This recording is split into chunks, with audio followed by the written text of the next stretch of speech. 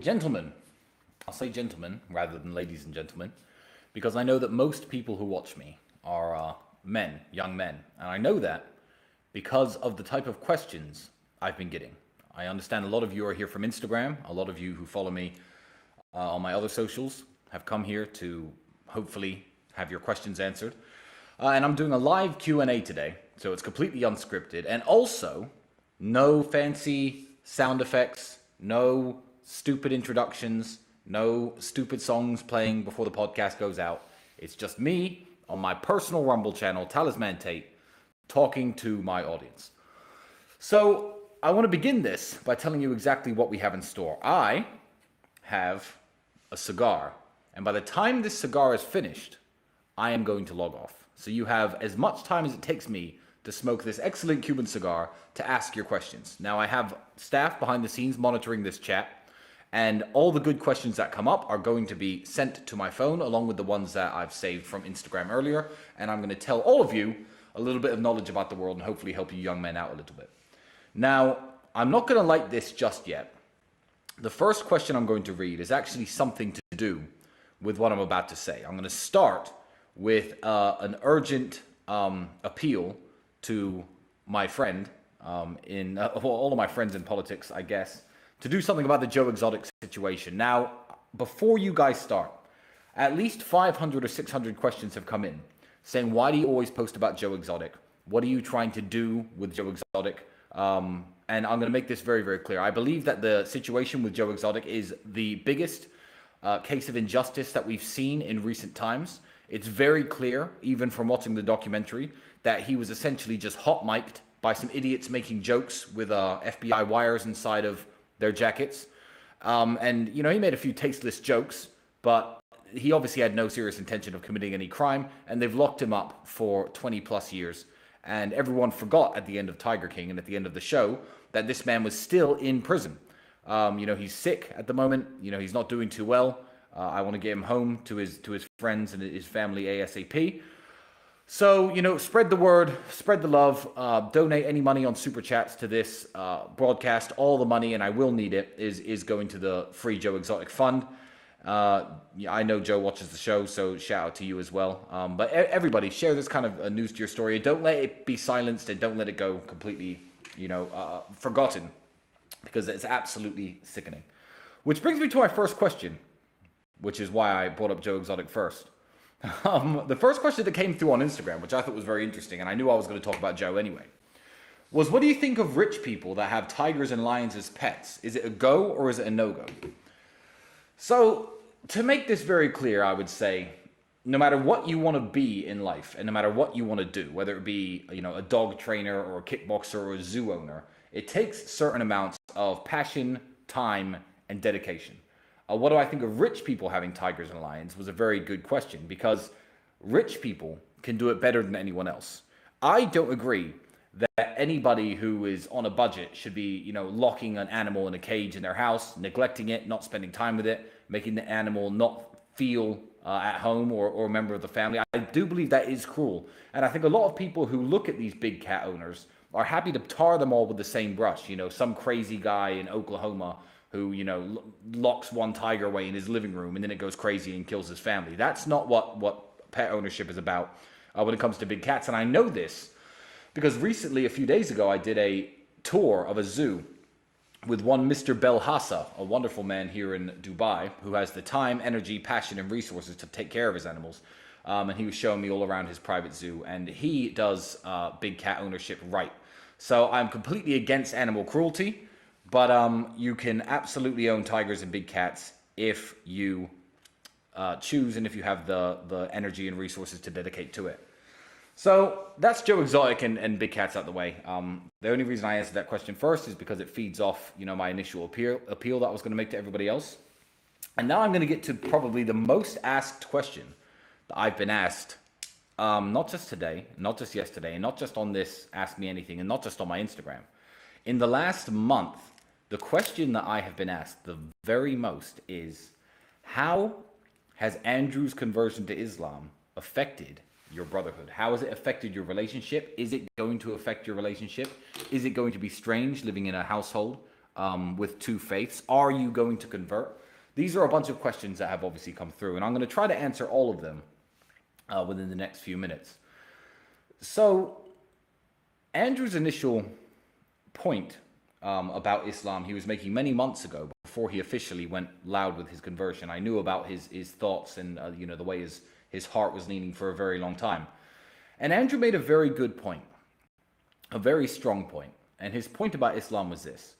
He said, if you walk around a Catholic country, a country like Italy, and you insult Jesus Christ, or if you walk around England and you insult Jesus Christ, you could say offensive things about him. You could tell an English person or an Italian, here you go, say something bad about Jesus Christ or your God. Here's some money. Will you do that? And people would do that largely as a whole. And also saying bad things about, Jesus Christ and their God. Nobody would face any repercussions. You could walk around the street freely saying these slanderous things, which is very rude and very impolite, and nobody would do anything about it. However, in the Muslim world, you see where I'm going here, such example is simply unthinkable. A Muslim would never insult his own prophet. He'd never insult his own God. And that too, if you were in a Muslim country or even in the presence of Muslim people and you were to insult their God or their prophet, they would be absolutely furious. Someone might even punch you in the face. And that's very fair enough.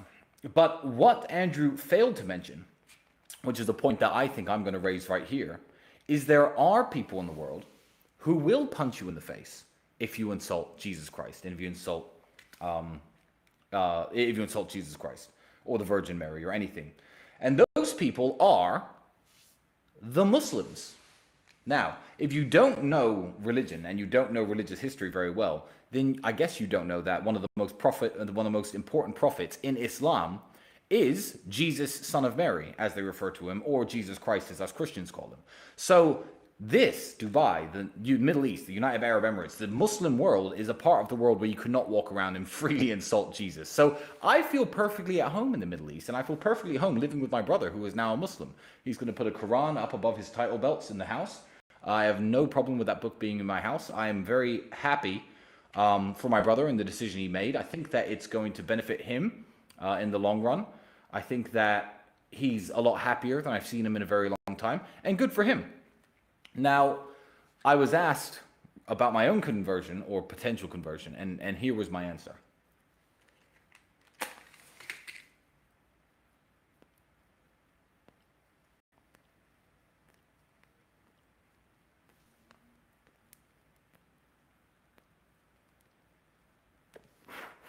My answer was very simple.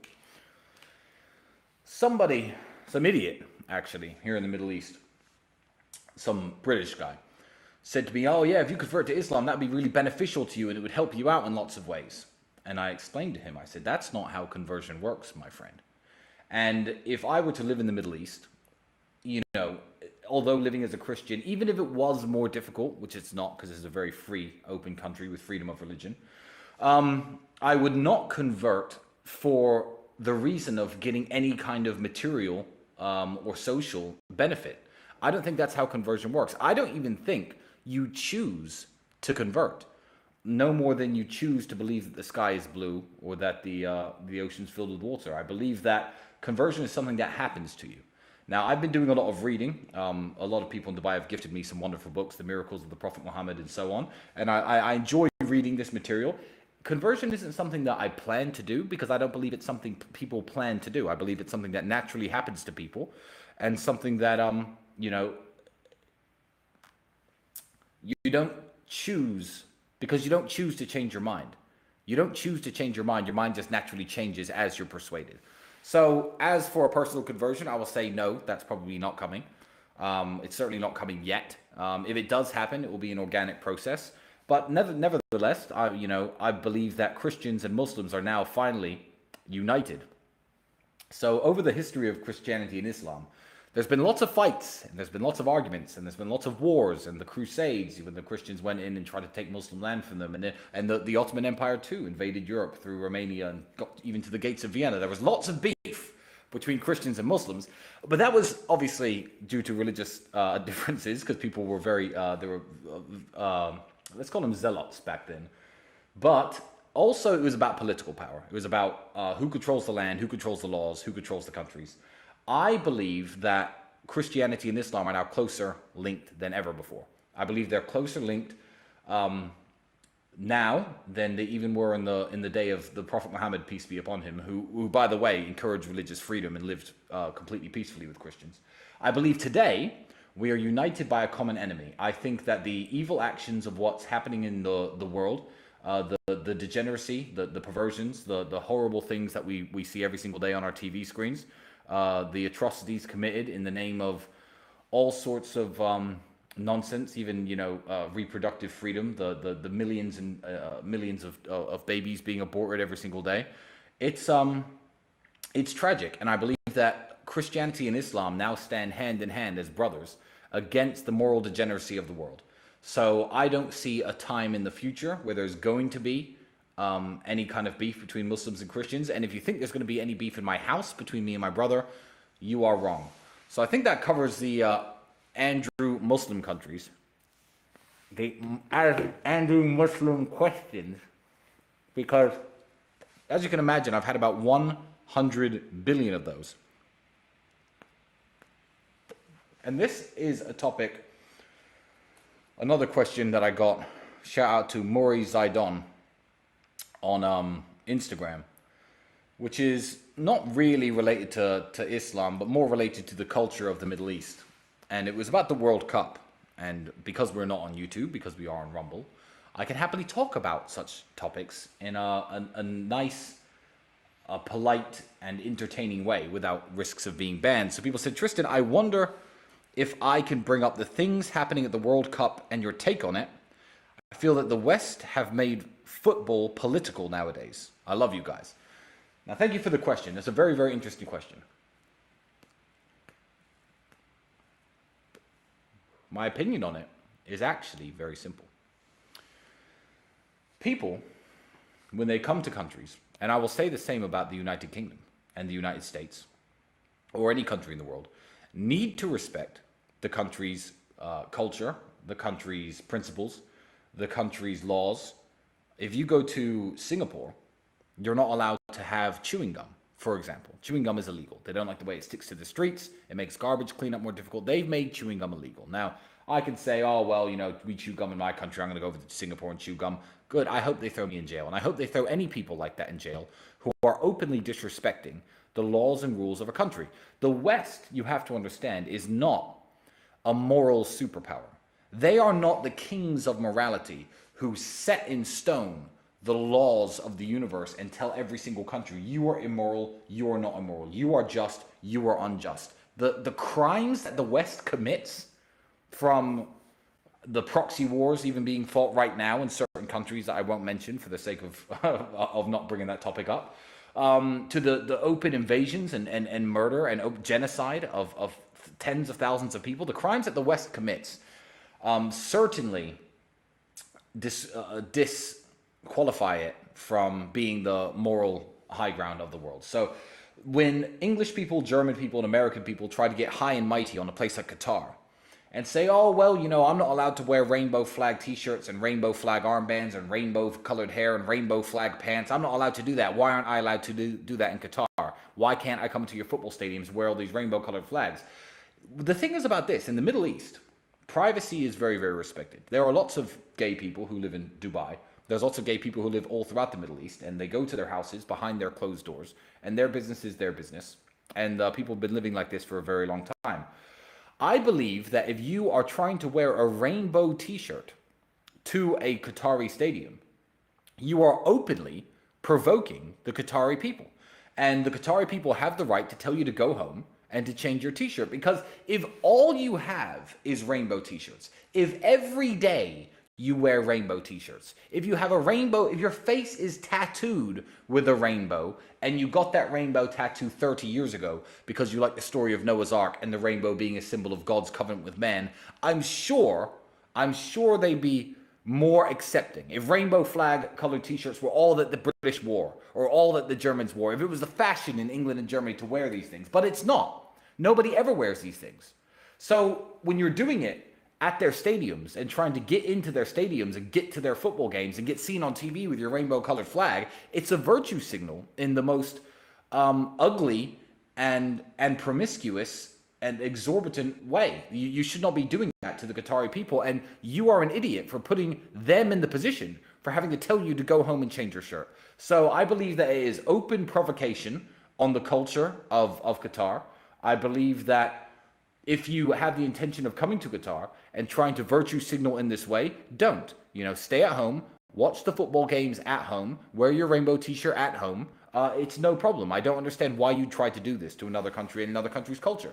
In exactly the same way that English people get mad when protesters who were against the British Armed Forces some years ago were setting fire to poppies in the city center.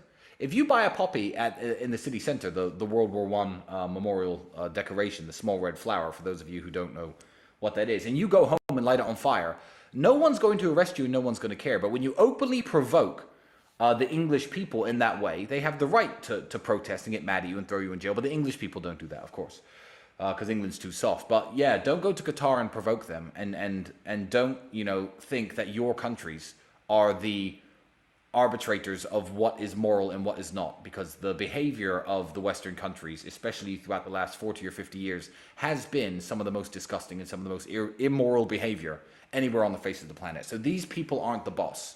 So take the t-shirt off and go home. Now I've got 11,000 people watching.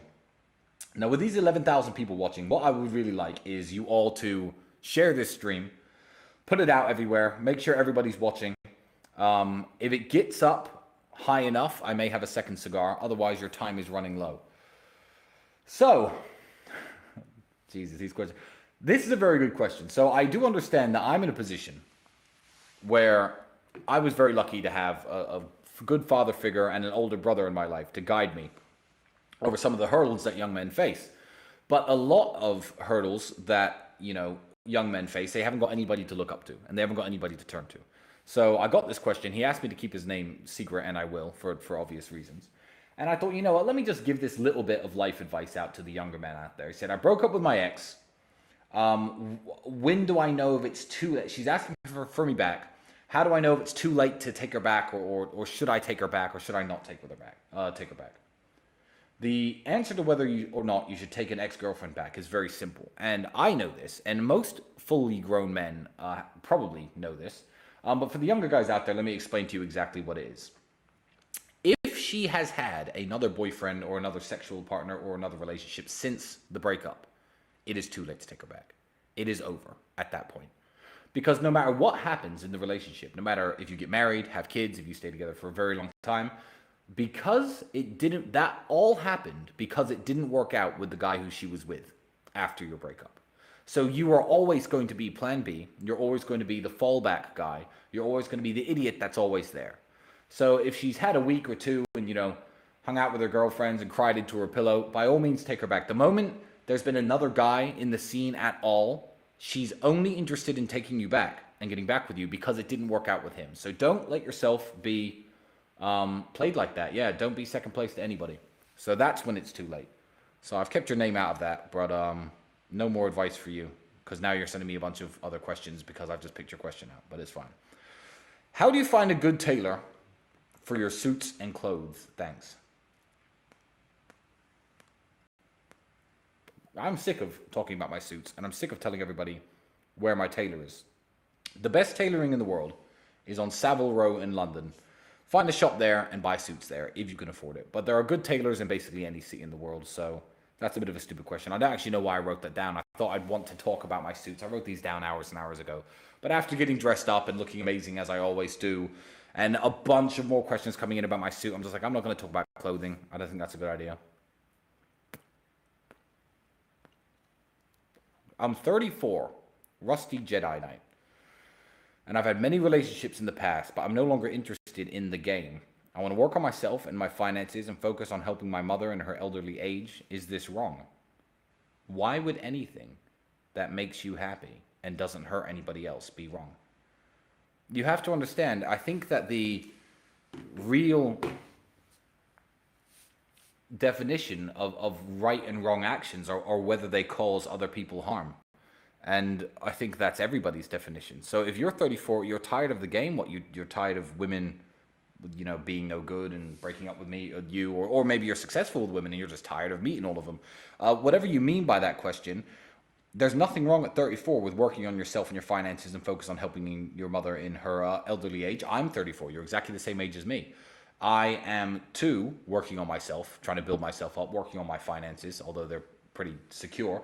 I'm always trying to do better, and I care about taking care of my mother too. Yeah, I'm certainly not chasing tail around like I was when I was 21, because I've realized as I'm older and smarter that there are better things to do. What I would advise you though is Rusty Jedi Knight. You're only 34. Do this for a couple years, but eventually you are going to need a woman because you are going to need kids. And having kids is a very important mission in any man's life. So yeah, by all means, work on yourself. I don't understand why that would be a negative thing. That's actually a very beautiful thing, and I wish you the best of luck.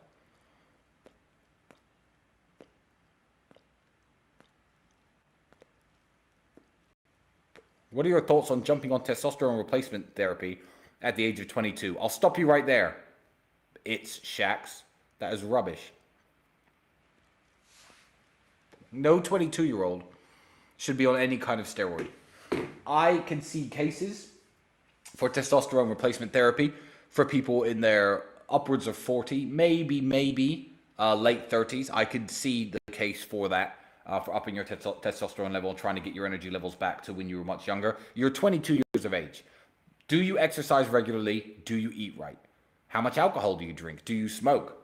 Why don't you look at what testosterone is? Look at your current life and and your current habits, and try to up your testosterone level naturally. Hang out with more women in a non-friendly manner, if you know what I mean. Wink, wink. But yeah, there's no excuse to be injecting anything into your fucking arms at this age. I think that's really pathetic. I think that's a really stupid thing to ask. I think you know the answer to that. You should be at your absolute physical peak in terms of testosterone. And yeah, you're clearly not. I don't know why you would consider doing something so dangerous. Hey man, I have a question. What is your take on the whole climate crisis? Do you think it's a big deal? Do you think more action needs to be taken? Are you and your brother against taking action yourselves? I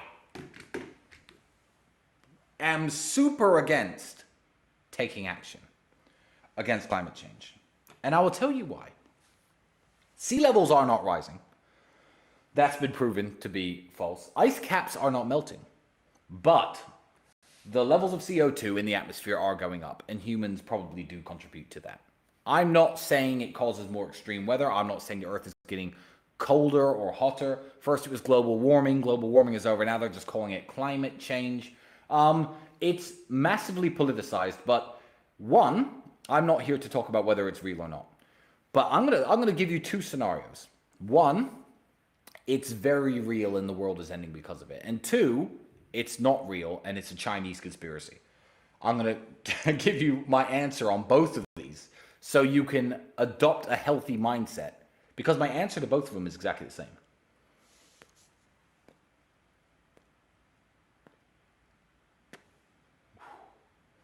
The answer is, and when I say this, I'm not saying it from a place of ignorance. When I say it's none of my fucking business to try to stop climate change, I really do mean that.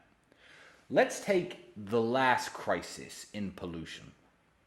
The last crisis in human pollution, humans polluting, was in the Middle Ages. After the Dark Ages, into the Middle Ages, when people started living in cities and towns, human feces and excrement and urine was everywhere. You could not walk down the streets. People threw it out of their windows. There was no sewage systems in place. A lot of the stones, if you look at the city of Pompeii in Rome that was buried, the stones have stepping stones over the roads, because the roads were filled, even in some Roman cities, with human excrement, feces, mess, animal dung, etc. Now, every city on earth, from Paris to London to Rome, were covered in this stuff. And it was a real health crisis. People were dying. Cholera, all sorts of diseases. The water was infected. People had to drink alcoholic drinks, boil their water first. It was a mess. How did that problem get solved? I'll tell you how it didn't get solved. It didn't get solved by protests, and it didn't get solved by one person saying, you know what, I'm not going to urinate in this bucket and throw it out the window. I'm just going to walk 10 miles every time I do it. Because that wouldn't have made a difference. It really wouldn't have. It got solved on a governmental level. It got solved on the level of the cities and the governments and the kings of Europe getting together and thinking, you know what, we need to construct vast sewage systems under these cities that flush this garbage out, keep our cities clean. And on a governmental level, when the governments had enough money, the governments fixed the problem. It is not my job to worry about climate change. And it is not my job to worry about climate change, even though I am a man with 28 different supercars in Romania and 3 supercars here in Dubai. Me driving supercars is not going to change the inevitable outcome of this horrible, dangerous climate change that's going to destroy the world. We're doing the it's going to destroy the world route right now. What's going to happen is some smartass, some researcher in China, India, Russia, one of the countries that are the future of humanity, is going to realize a way of stopping or of at least trapping the carbon dioxide that humans release into the atmosphere and getting rid of it somehow. That's what's going to fix the problem. If you knew that the 9 largest container ships in the world, the 9 largest ships, boats on Earth, pollute more per day than every single car on the roads in the United Kingdom combined, you would understand that living in England and buying a Tesla, which is, by the way, charged by your power plant, which emits coal and CO2 via its coal and oil burning, isn't going to fix the problem. If you buy a Tesla and say it's for climate change, it is a virtue signal. So I'm going to keep my Bugattis, I'm going to keep my Ferraris, and the more cars I buy, the more taxes the government has off me, and the better armed it is to deal with climate change. And if climate change isn't real, then my answer's the same. Not my fucking problem. Not dealing with it. And if I was dealing with it, I'd be wasting the time. I'll talk very briefly about these protesters in England. These are, what are they called? No to oil, insulate Britain. These idiots who keep blocking motorways. Hope I'm not at the front of that line one day. Hope I'm not in England and in a hurry and close enough to see you stuck in my car. That's all I'm going to say. And I feel like everyone in England should adopt the exact same attitude. Okay, what's next?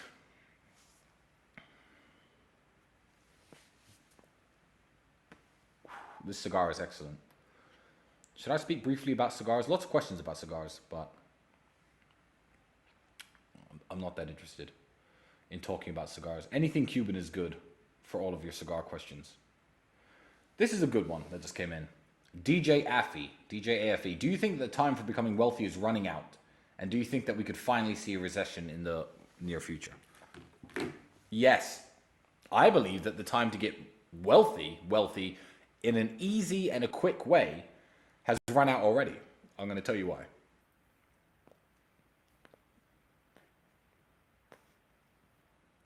We've all heard of the gold rush, haven't we? The gold rush was a time when in certain rivers in California, large nuggets of gold were found and people went nuts. People all moved out to California and lots of people got very rich because there was gold in the hills and everyone was panning for gold, searching the rivers for gold, mining for gold, and lots of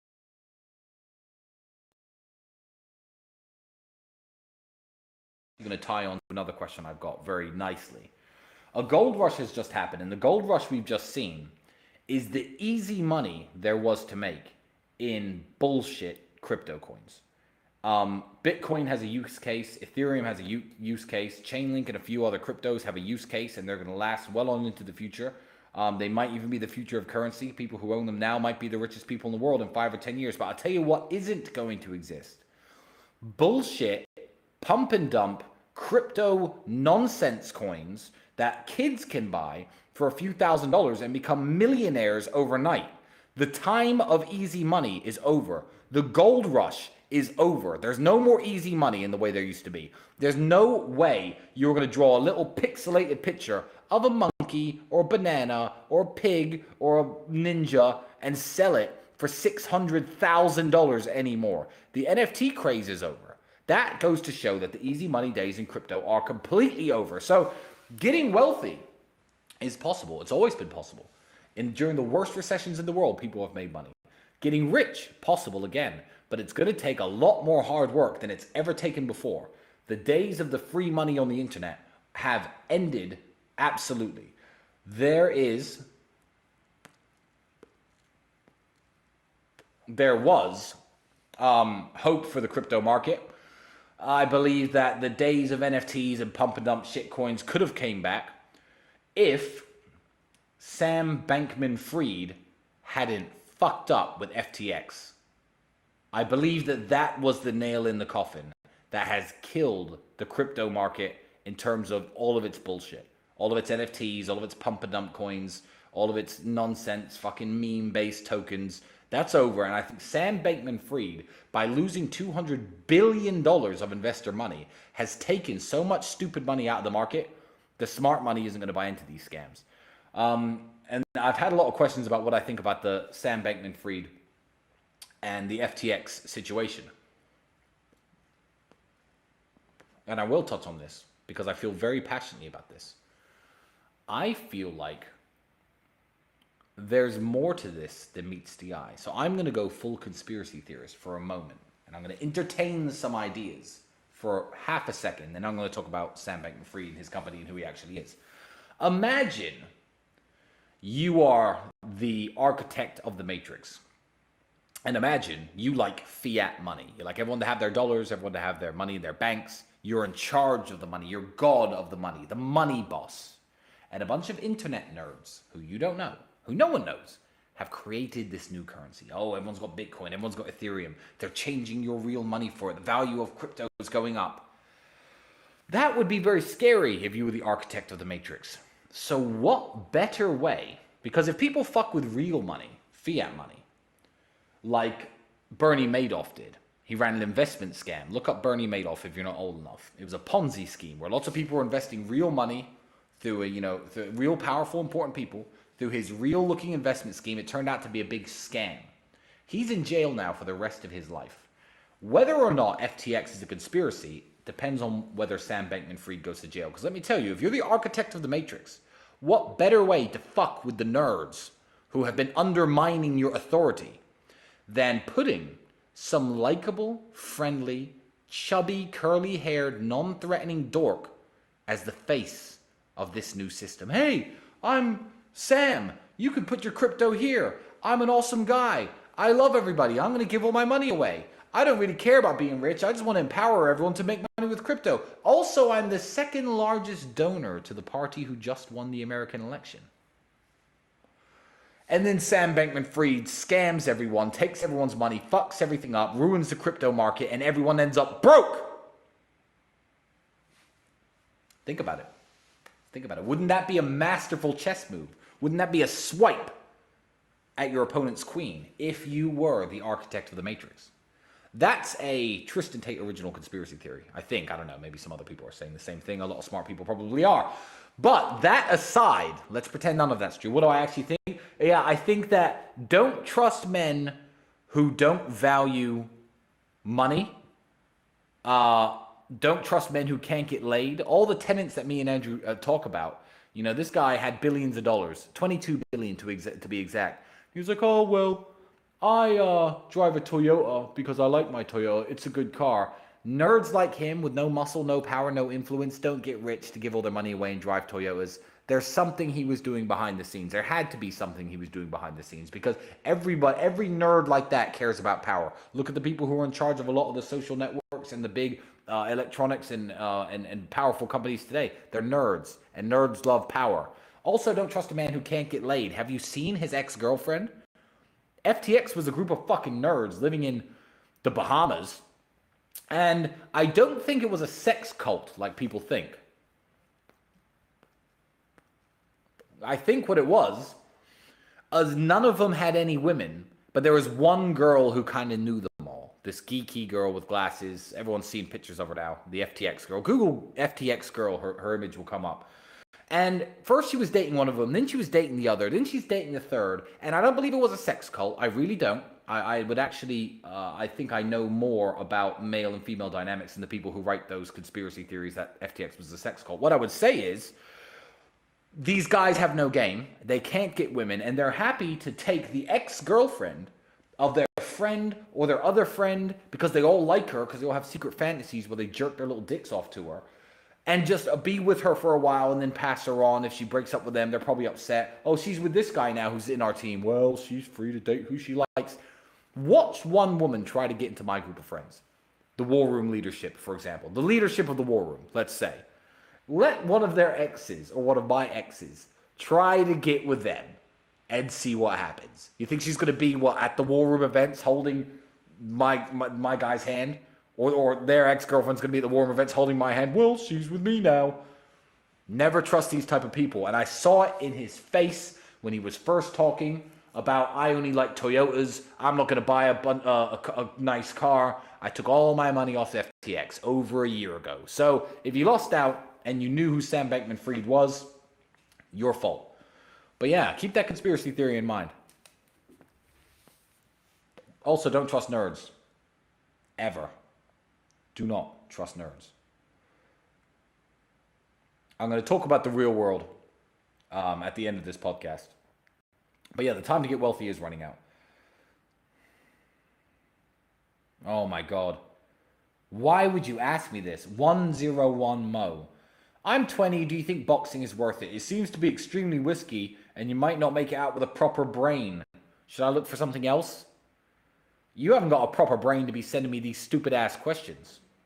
You know the answer. Do I rant on this guy or not? I don't think I do I? Boxing is absolutely worth it. I'll tell you what. I'm going to box. I might not make it out with a proper brain. Let me tell you something. If you do not box, you might not make it out of a bad encounter in the world with your fucking life. You might get head stomped, knocked out cold, and killed in front of your fucking family if you don't know how to defend yourself. It's a necessary risk. Learn how to fight. Learn how to defend yourself. What a fucking stupid question. Why would you even ask me that? Are you trying to upset me today? Jesus Christ.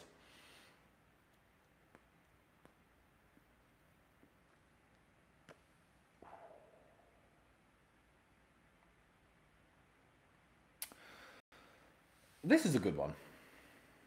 And I don't know if I should do this. She know. Okay, yeah, screw it. Okay, Tristan, where is the best place in the world to avoid the next coronavirus lockdown scam? So there's this conspiracy out there that coronavirus and all the lockdowns and all the vaccine mandates was just a massive scam and it was totally unnecessary and didn't save anybody. I'm saying nothing, but that's a thought that a lot of people have right now, that this coronavirus thing was completely unnecessary.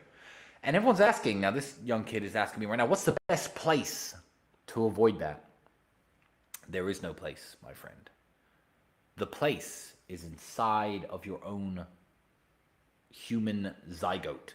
You have to become a person who can avoid it. You can be a normal guy in Belarus or Sweden, the countries that didn't actually lock everyone down, and next time they could just lock you down. You don't know. But if you're powerless, then you're powerless. So what you have to be is the type of person that's hard to kill, the type of person who is out of the matrix.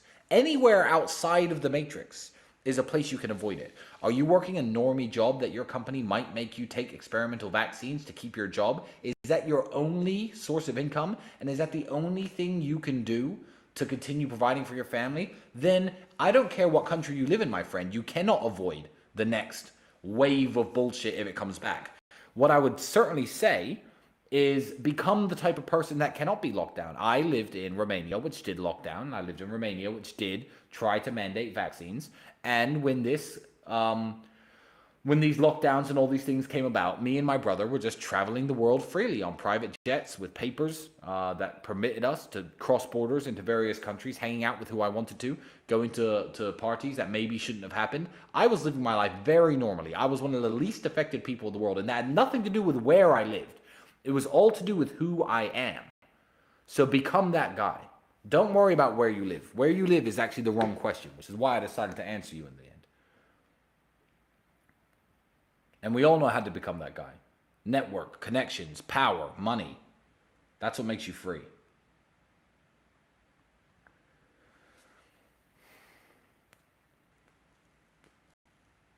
So before I get on to do I watch any television, and I'm going to talk about, in depth, the greatest TV show in history and the only TV show and series I have ever watched in my life.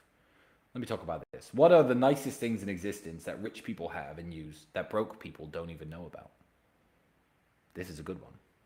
This is a good one because I've only known about these things in recent times.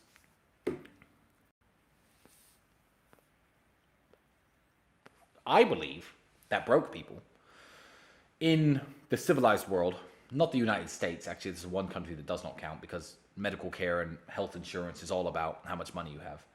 But if you're from England, you think, oh, I have healthcare. If you're from Sweden, you think, oh, great, I have healthcare. If you're German, you think, okay, if I have healthcare, I can go to hospital if I have a problem. You don't have healthcare at all. You haven't got a fucking clue what healthcare is. Let me explain to you how healthcare works. There are 2 or 3 different types of chemo that the NHS, the National Health Service of the UK, can afford to buy. If you get cancer of the lung, they will pump you through one of these types of chemo. Your hair will fall out, you'll be very sick, and it's a race to the bottom to see what kills you first, the chemo or the cancer. And I sympathize deeply with cancer patients. I have a friend who's been battling cancer for many years. I've lost a friend to cancer. It's a very serious and very horrible disease. But if you're English and you think I have cancer, you're like, thank God I've got the NHS because I have healthcare. No, you do not. You have the most entry-level, basic healthcare. It's the equivalent of if the government gave everyone free food, you're on bread and butter.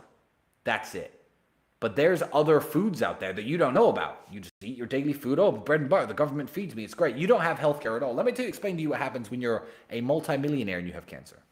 You go to a specialist in Switzerland, perhaps. Switzerland does this. Dubai does this. They will take a piece of your tumor from your lung via a keyhole surgery, and they will replicate the tumor in a lab. This is very time-consuming and very expensive. The NHS will not pay for this to happen. They will take all the different types of chemo. You thought there was only 2 or 3? No. There are hundreds of different types of chemochemicals. And they will apply all the different types of chemochemicals to different samples of your exact tumor. They will find out which is the most effective at killing the cancer. They will take that chemo, and that's the one that you will be provided with for a massive fee. And you'll pay your money and take this chemo, which will kill the cancer so fast and so much easier that your hair doesn't fall out, your skin doesn't go bad, you don't lose massive amounts of weight. It's still not comfortable, and it doesn't work every time, and some cancer is untreatable. But your odds of survival are so much higher. So much higher. I hear of people dying of cancer all the time. When's the last time you've heard of someone really rich and really important dying of cancer? Answer that question. Steve Jobs. Steve Jobs was stupid. Steve Jobs got cancer, which was stage 1 cancer, very treatable. Decided to go and meditate and eat fruit and take juices because some hippies told him that would cure it. And then he died of cancer. Of course he did. But if Steve Jobs had used his money and his finances to get the type of treatment I'm talking about, he'd still be alive today. How many really rich, famous people have battled and died from cancer in the last 10 years that you can think of? Yeah, exactly. Poor people don't know that real health care exists.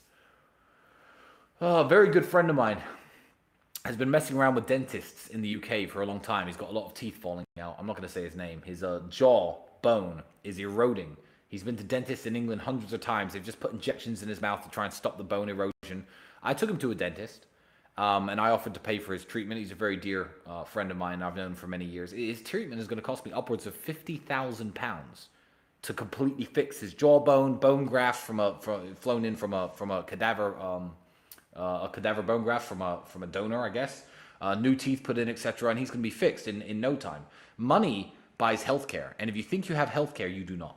That's what I would say is the most crazy thing about having money. And yeah, poor people don't know things like the cancer treatment I was talking about exist, and it's very sad because everyone has to die of this, and I wish governments could do better, and I wish this was readily available for everybody, but that's not the way the world works. Unfortunately, this is horrible. Okay, on to a happier topic. Tristan, why do you read books and Andrew doesn't? Listen, Andrew's right. Reading is basically a waste of time. Reading is a substitute for Netflix. Reading is entertainment. Reading does not help you. This is why I don't read self-help books. I believe that is success porn. People reading these books about get rich and do well. How many people do I know who read these books and ever got rich? Zero when they talk about reading helps you. Reading is entertainment. So if you read the James Bond novels for entertainment, it's better than watching the James Bond movies. I believe that it's a higher form of entertainment than Netflix and TV, but it's essentially just Netflix for the brain. So, yeah, reading is a waste of time if you want to get rich. I agree. But there is one TV show which I'm going to talk about now. And we never talk about it on an emergency meeting live because my brother has not seen this show. But I was at somebody's house about 3 years ago, 4 years ago, and I watched episode 1 of a show which has 11 series to it. And it was so fucking excellent that I watched all of it. Now, I believe this TV show to be an intellectual and cultural masterpiece, and it is the greatest show that has ever been broadcast on television. And I'm talking, of course, about the show Trailer Park Boys. Now, if you don't know that show, I won't be surprised. It wasn't the most popular show in the world. If you do know that show, and you are surprised that I've said it is a cultural and intellectual masterpiece, give me 5 minutes to explain to you why. If you know anything about me and my brother, our struggles to get rich, our funny stories we have from being broke, our, brotherhood that we have, our team around us that help propel us to the top, you will appreciate the Trailer Park Boys. And if you are watching Netflix and you somehow can't resist keeping your hands off the Netflix buttons, I don't want you to watch anything but Trailer Park Boys from now on until you finish the entire 11 series. Let me explain to you. If you've watched the show, you'll understand. It encapsulates the importance of friendship, brotherhood, and teamwork. You have Julian, who I guess would be Andrew. Ricky, who I guess would be me. A bit crazier, but always has Julian's back. And Julian's always trying to think of great new ideas and great new schemes to make money and get successful and break out the trailer park. I grew up on a council estate, which is essentially the trailer park version of the United Kingdom. This show is set in Canada. Canada and the United States have trailer parks. The importance of brotherhood and friendship and sticking together is a massive underlying theme of the show. Also, the importance of enjoying your current circumstances. Keep working, keep hustling, keep grinding, try and get out, but enjoy yourself while you're at it. Now, these people are always on the show. They're actors, but of course, the characters on the show are always getting drunk and getting high and whatever, enjoying themselves, but having a good old time. And me and my brother back in the day when we were, young and completely broke, always had a good time, and we have lots of good memories, and we were always smiling the entire time. But also, it's a show about perseverance. It's a show about trying to always better your situation. These guys never make it out. Obviously, the actors have done very well for themselves, but the characters of the show have never made it out. They're still living in the trailer park, but they're always striving for something better, and they're always trying to do better. So when you look past the bullshit of the drinking and the crime and the going to jail and all the crap that the show's about, and actually look at its underlying themes, I really believe it to be an absolute masterpiece. And these guys still run a podcast. I think it's called the SwearNet Podcast. So shout out to them. I would, even though no matter how big I get, even though Andrew's talking to the biggest podcast in the world, I will do podcasts with millions and millions of subs. I don't know how big the SwearNet Podcast is, but regardless of how famous I get, if these guys invited me to Canada to have some drinks with them and talk on their podcast, I would come anytime, absolutely anytime. So get this over to John Paul Tremblay and let him know that I'm happy to come on the show. Trailer Park Boys, #1 show ever made. Besides that, TV's a waste of time. Especially the news. So,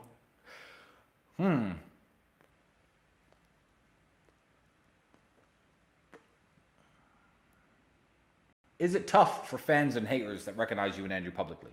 I answered this question, Toxic Theo 21, simply because I want people to try to be a little bit smarter when approaching, not just me, it doesn't bother me, but people in general. One, it doesn't bother me at all. I've been a man working behind the counter in a fast food restaurant that millions of people would see per year and nobody would remember who I was. I've been an absolute nobody in that sense, and I believe this is a natural part of my journey. I've become very wealthy. I've now harnessed a lot of attention. A lot of eyes are on me, and a lot of people pay attention to what I say. Good, and I'm happy that I'm influencing young men for the better. I'm happy that I'm in a position that my voice is heard by so many people. And if getting annoyed a little bit when some people don't know how to approach you in the street is the price I pay, I'm happy to pay it. But let me just talk about etiquette very slightly. And this isn't for my benefit. It is for the benefit of all famous people in the world, or all well-known people, or all public people, or whatever you want to call them. There's a time and place to be asking for pictures. And you also have to understand that people's time is valuable. If I'm waiting for a taxi outside a building, and you come up and say, hey, Tristan, big fan of you, I'd like to take a picture with you, I'd say yes. I'm literally waiting for a taxi. It'd be a real dick move on my part to say, no, get lost, get out of my face. I absolutely will take a picture with you. If you catch me walking on the street, I'll even stop for a second and take a picture with you. But I was in Dubai Mall recently, and word started spreading that I was in Dubai Mall, and I was walking to an ATM, and there was about 40 people behind me waving their phones, like, oh, picture, about 40 different people. If you thought, if you were in that crowd, that I was going to stop on my way to an appointment and take 40 different pictures and let the crowd get bigger and stand there all day taking pictures, I'm not going to do that. You caught me at the wrong time. I was sitting at a dinner table with a beautiful lady in London not so long ago. And some guys tapped me on the shoulder when I was halfway through a sentence. I thought it was someone I knew. In London, I'm extra jumpy anyway because I like to wear expensive watches. And they're like, hey, you're Tristan, could I take a picture? And I said, get the fuck away from me. Like, I'm on a date. What are you doing? Like, what the fuck? This is a 5-star restaurant. I'm on a date. Get the fuck away from me. And they probably thought, oh, that Tristan Tate, he's a dick. No, my friend, I'm polite. You are a dick. Who are you to go and interrupt somebody's conversation? Business meeting, date, otherwise. Have a little bit of, social intelligence. Look at this situation that the person's currently in and ask them politely, or leave them the fuck alone. So, but all in all, no, it doesn't bother me. In fact, I like it. I like when young men come up to me and say, hey man, I started doing push-ups. I started working out at the gym. I started doing kickboxing. I've convinced my family to eat healthier food. No matter what they say based on my recommendations, I'm very, very happy when young men come up and say that kind of thing to me. So don't let that discourage you. But if you see me like in a one-on-one meeting at a table, don't get up from your table and walk over to me. That's fucking weird.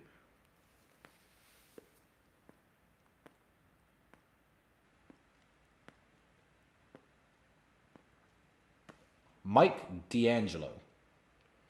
What are your thoughts on bottle girls and taking them seriously in a relationship?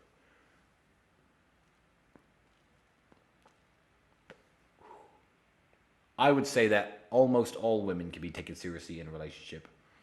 The only exception, I would even say, bottle girls, if you don't know, it's an American phenomenon, and I'm going to get onto bottle girls in a minute, and I can rant about them for a second. But bottle girls are the girls that when you order champagne and vodka, they come over with the big bottles, they carry them over, and they stand by your table, and they pretend to drink it. And that's what a bottle girl is. I believe that if a girl's a bottle girl, even if a girl is a model, I would even go as far as to say a stripper. You could take a girl seriously if she's a serious girl. Basically any job that she does, which doesn't include having sex with people. If a girl's job includes having sex with other people, you cannot take her seriously. As long as no one else touches her, I believe that there are scenarios, and it's easier with some jobs, harder with some jobs, where you can take her seriously. So, Mike D'Angelo, I would ask you this. What kind of man are you? Are you the type of man that a girl who's a bottle girl could take seriously? Because you have to understand, she might be a good girl. She might not be. But let's say she is a good girl. Even if she is, she's the type of girl who's in the bars and in the clubs. Probably at high-end places, because bottle girls don't exist at the street alleys and the crappy dive bars. And she's getting approached by rappers, celebrities, football players, NBA guys. And, they're being approached by the best of the best men in the world. Are you the type of man that could keep a girl who has the attention of the best men on the planet pointed towards her? If you are, then good. If she's a good girl, I'm sure you can take her seriously. But I have a little bit of a rant to talk about bottle girls and why it's an indicator of a failed society. Bottle girls are an indicator of a failed society. And I'll tell you why. Clubs in the world should have loads of beautiful girls at the tables and in the club anyway. That's how clubs work. You shouldn't go to a club and have ugly women around. I don't think that that's the indicator of a good club. I think that's the indicator of people having low standards, society having low standards, the nightlife and the men having low standards. If I go to a club in Romania or Poland, you know who brings the bottles over? Men. Men my age or middle-aged men. They bring the bottles over, and they're very attentive, and they're wonderful waiters, and they're professionals, and they keep your glasses full. They're great. Male service. Why are the guys, men, some American laughed at this. He saw one of my Instagram stories. He goes, men bring your bottles over. I'm like, yeah, because all the women in the club are smoking hot and beautiful. And I'm bringing bottles so the women can drink. I don't need them intimidated by some bimbo in a bikini. I don't need some bimbo in a bikini flirting on me when I'm with some beautiful women at a nightclub.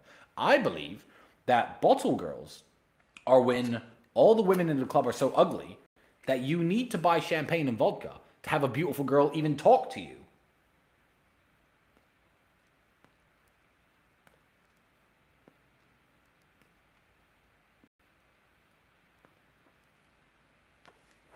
Which, of course, is the indicator of a failed society. So no, I don't believe that bottle girls are a good thing at all.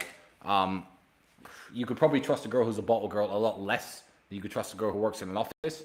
But I believe if you're a good quality man, there are some good women out there working a job as it's essentially a waitress in a nightclub as a bottle girl. So, if you are a good girl and you do bottle service, don't start sending me messages saying I said you were all trash. Don't cut sound bites out of this because I didn't say that at all. I'm a very understanding person.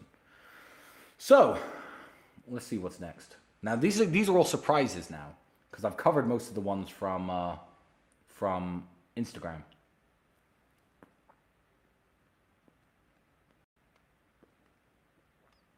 Miguel Legacy. I'm 21 and I've met a 20-year-old moral Christian woman. Would it be a delusion to pursue marriage so young or stupid? I believe I'd be happy with her, honestly. Miguel, if you believe you'd be happy with her, who am I to tell you not to? I, personally, think there should be a bigger age gap between men and women, not just 1 year. That's my personal take on the universe. But Miguel, I'm not the boss of you.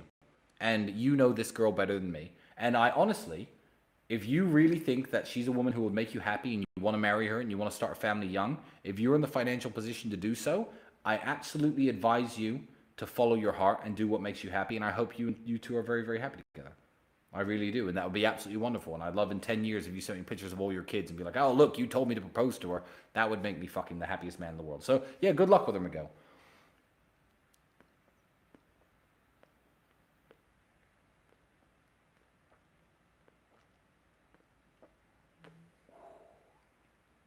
See, you obviously haven't been watching the podcast if you're still asking questions about Muslim, etc., about Andrew's conversion to Islam, etc. Now, I'm going to cover a few generic questions. I've had a bunch of questions about what the real world is, and I've had a bunch of questions about how do I make money? So the most common question I'll get, not just now, but throughout just being on Instagram in general, hundreds of you young men a day will send me messages like, hey man, I'm 15 and I'm from Latvia. What advice would you give? Hey man, I'm 17, I'm from Greece. What advice would you give? Hey man, I'm 16, I'm from Spain. What advice would you give? But you're all asking me how to make money. You're all asking how to level up in the world and I get it, but I can't reply to them all. So when I do podcasts like this, I like to address these generic blanket questions so you all know what my answer is. Me and my brother we try to spread positivity throughout the world. And we had a program once called Hustlers University. It was a great program. We had 18 different millionaires teaching 18 different methods of wealth creation, verified millionaires. They were your professors. They were your teachers inside of Hustlers University. And people could join and go from having no network, no millionaires who talk to them, no rich people instructing them on anything, to having 18 people giving hours of lessons every day on how to make money in either cryptos, stocks, affiliate marketing, web design, all the various different modern ways of wealth creation. And the real world is essentially the evolution of Hustlers University. There's a link to it in this chat. There's a link to it underneath this broadcast. If you are interested in learning how to make money, if you're interested in joining a network of people where verified rich, verified millionaire status individuals are going to instruct you on how they made money, coach you, teach you, help you hone your skills, then that is a program that you should definitely be a part of. You'll learn a lot. You'll probably earn a lot. And you go from a man with having no millionaires on your phone, nobody important to talk to, just messaging your friends all day, to being inside a network of not just the guys who are instructing you, but also you're a part of a community of young men, mainly, some older men, some women, who want to strive to be more financially secure and more free from the matrix in this world. So the real world is an absolutely wonderful program. It's the evolution of Hustlers University. We've kept this very quiet until very recently because the Matrix was still trying to shut us down. They were still trying to silence me and Andrew. They've absolutely and utterly failed.